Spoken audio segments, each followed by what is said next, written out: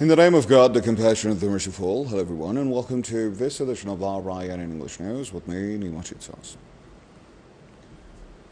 The Iranian president urges Switzerland, which represents the United States' interests in Iran and has created a financial channel to apparently enable an invasion of Washington sanctions, to play a more influential role in confronting the illegal, unilateral, and inhumane U.S. bans. During a telephone call with his Swiss counterpart, Simonetta Sommaruga, on Tuesday, President Hassan Rouhani said, "We expect Switzerland to play a more effective role in these sensitive circumstances that the U.S. have intensified its unlawful and inhumane sanctions against Iran as to play a more effective role." The U.S. returned the sanctions after leaving a historic nuclear accord between the Islamic Republic and the E3+3 group of countries in 2018. The measures defied the agreement's multilateral nature and the fact that it has been ratified by the United Nations Security Council in the form of a resolution. President Rouhani welcomed Switzerland's contribution to the creation of the financial mechanism, but hoped that the country will do more to enhance its efficiency. He added, "Under today's tough and sensitive circumstances, when all countries are faced with the coronavirus outbreak, the U.S.'s unlawful sanctions and intensification of economic pressure have compounded the overall situation facing the Iranian people." President Rouhani said, "The conduit can be enabled to host more financial activity, including transfer of Iran's financial resources overseas." The Iranian president said, "Switzerland could also help strengthen the nuclear agreement, underlining the importance of its continued existence as an international accord." He said, "The European Union, including deal partners Britain, France, and Germany, had to uphold their share of the accord and thus restore balance to bilateral commitments to the deal." For her part, the Swiss president congratulated the Iranian people on the occasion of Eid al-Fitr, a Muslim holiday that marks the end of the holy fasting month of Ramadan, and said her country would keep up its efforts aimed at promoting the financial channel. She voiced regret in Washington's departure from the nuclear accord, officially known as the Joint Comprehensive Plan of Action, the JCPOA, underscoring the need for the deal's preservation. She noted, "We will do our utmost to save the JCPOA and will encourage the other European sides as well to try to preserve the deal and act on their obligation." The two presidents expressed their respective countries' readiness to deepen their bilateral ties, with President Rouhani noting, "The Swiss nation has always enjoyed the status of a respectable nation in the eyes of the Iranian nation." Elsewhere, President Rouhani signed a law on Tuesday which will counter the Zionist regime's hostile actions against peace and security. President Rouhani introduced the law on Tuesday to the Ministers of Interior, Intelligence, Foreign Affairs, and Defense, as well as the Armed Forces, the Supreme National Security Council, and the Judiciary, in order to counter the Zionist regime's hostile actions against peace and security. According to this law, all executive organs of the country are obliged to take action within the framework of the general policies of the Islamic Republic and use regional and international capacities to counter the hostile actions of the Zionist regime, including the crimes against the oppressed people of Palestine, the Islamic countries, and the Islamic Republic of Iran.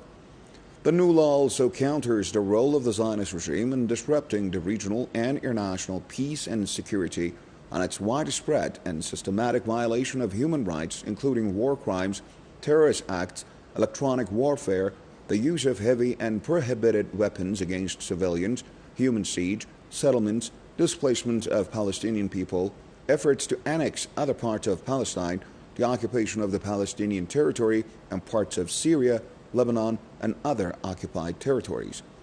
The law was passed by the Iranian parliament in a public session on May 18, 2020, and was approved by the Guardian Council on May 20.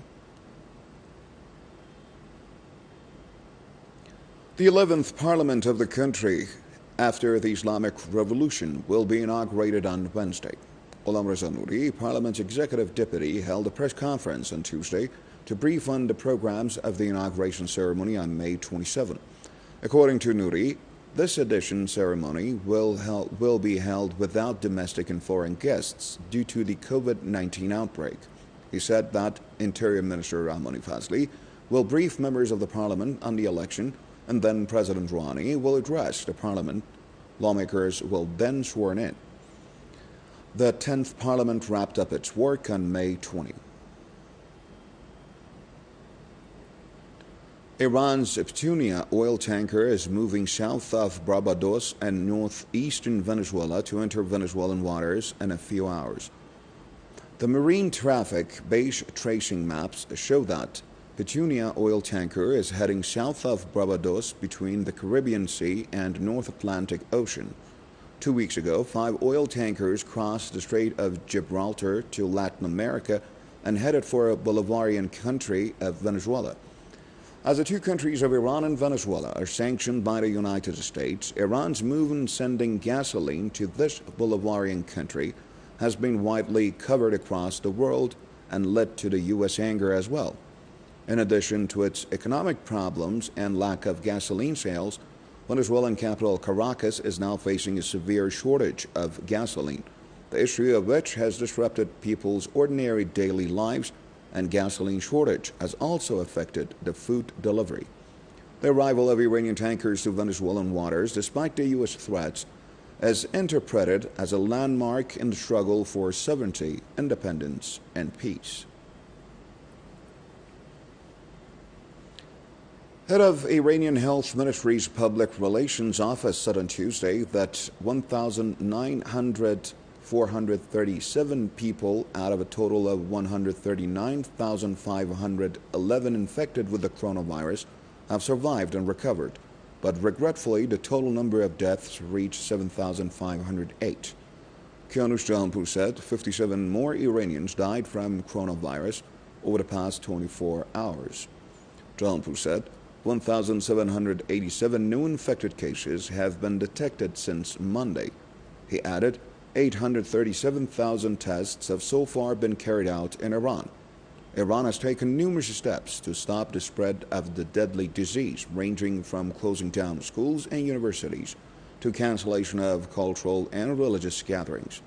It is also constantly disinfecting and sanitizing public places.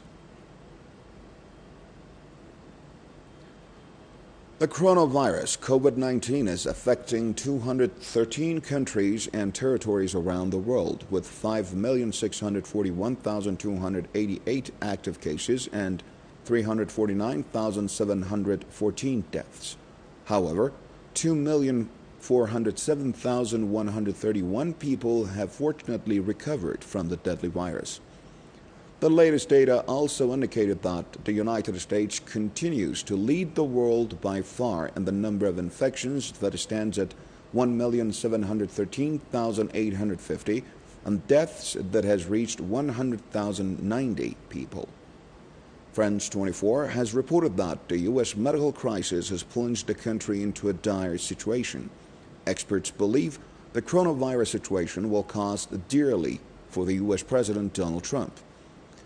Meantime, an effigy of Kentucky Governor Andy Beshear was hung in a tree near the state capitol on Sunday during what was billed as a protest rally in defense of constitutional rights, drawing sharp political rebukes.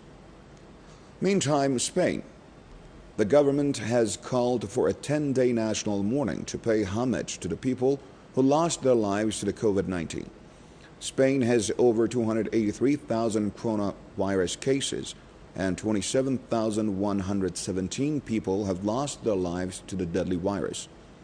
Meantime, the COVID-19 has cost the government in Germany 450 billion euros. The country has over 181,000 active corona cases and 8,449 deaths. Britain holds the world's second highest number of fatalities from the contagion, with over 37,000 mark. Italy has over 230,000 corona infections and nearly 23,000 deaths, while France has nearly 183,000 infections with about 28,500 deaths. Russia leads Europe in the number of corona cases at 353,427 active cases. Russian President Vladimir Putin made a rare lockdown appearance in the Kremlin on Monday after official reports of improvements in the coronavirus situation that may allow the country to reopen some tourist resorts soon and relax restrictions in many regions. Elsewhere, Brazil, daily coronavirus fatalities for Monday exceeded that of the U.S. for the first time, which reported 807 deaths over the last 24 hours. Brazil's total death toll now stands at 23,622. The country now holds the world's second worst outbreak in the world after the U.S., with 377,780 infections.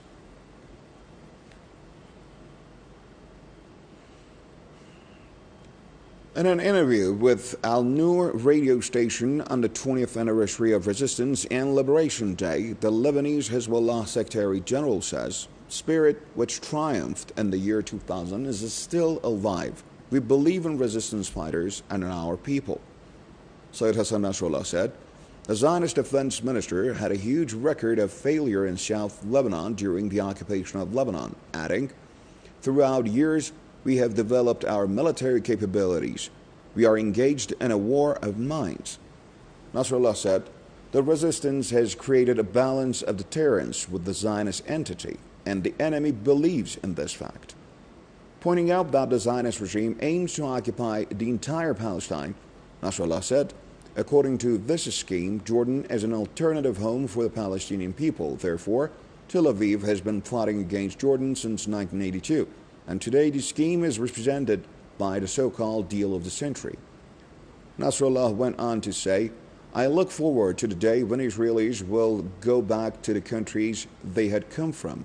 It's just a matter of time," adding, "Israel is a racist entity. It's not a religious state." The Hezbollah Secretary General said, "The direct U.S. military presence in the region indicates the weakness of its allies and strengthens the axis of resistance, and the level of support by Palestinian people to the choice of resistance is higher than before." Pointing out that some foreign-backed militant groups in Syria had relations with the Zionist entity, Nasrallah said, the Zionist regime knows very well that any aggression on Lebanon won't go unanswered. Sayyid Hassan Nasrallah added, Israel directly interfered in Syria after failure of the foreign-backed militant groups there. However, their question today is that we retaliate to any attack on our fighters everywhere. And on that note, we come to wrap up this edition of RIN in English News. Join us tomorrow at the same time, same place with the latest updates. Till then, take care and have a very great time. Goodbye now.